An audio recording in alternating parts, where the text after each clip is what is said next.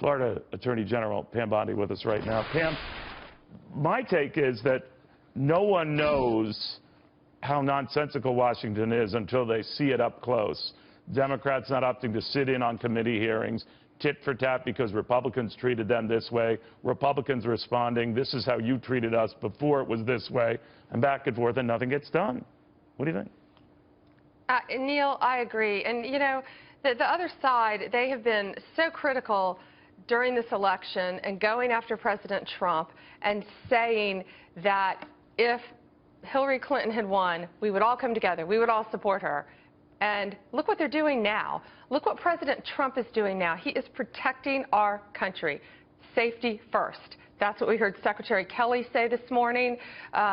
You know, let's get together as a country. We've got to have unity. We have got to find common ground. And this game playing isn't going to work. I would say it. I think even as the general, the retired general now, the secretary pointed out, there was some stumbling out the gate here in his office among airports that didn't know quite how to coordinate this. I believe many would acknowledge, even though not dramatically publicly in the Trump administration, that maybe the way that executive order came out and who was notified, who was vetted, how it was vetted, could have been better handled. I think that's probably obvious now. But the fact of the matter is, it is what it is, and yet we have stories about the Statue of Liberty crying the next day. She's crying because this is not the way we go about letting people into our country. She's crying because we're ignoring the fact that there was a selection process, there was a vetting process, and this is not about religion. This is not, if it were, it would be about putting 46 countries on that list that have majority Muslim populations. That's but right. You keep pushing that view, and the fairness of it never gets out. You know, Neil, that's so true. And, you know, of all the countries, the 7 countries, these were on President Obama's list before he decided to undo everything in 2016. And that's what folks keep forgetting about. And look what happened in 2011. Got very little publicity. Iraq permanently banned, or banned for 6 months. And here, this is a temporary scrutiny of people coming into this country.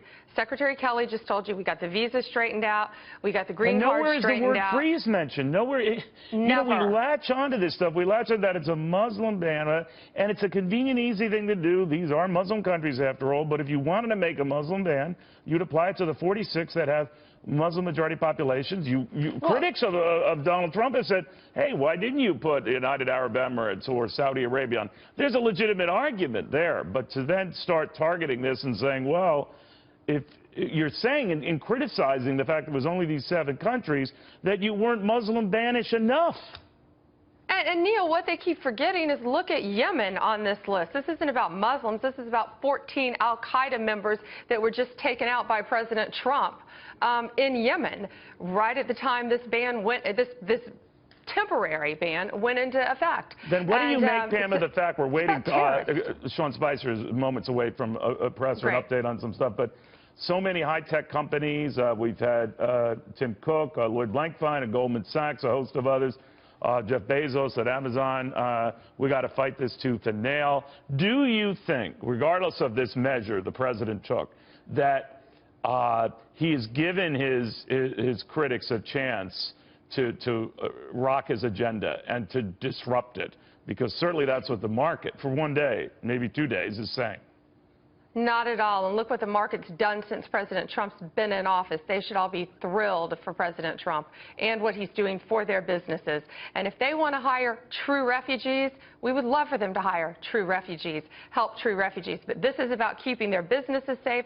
This is about keeping the American people safe. And I love to quote President Clinton in 1995 when President Clinton said that we are a nation of immigrants, but we're also a nation of laws. All right. And that's what this administration is about, protecting America first. Pam, thank you very, very much. It's good catching up with the Attorney General of the beautiful state of Florida.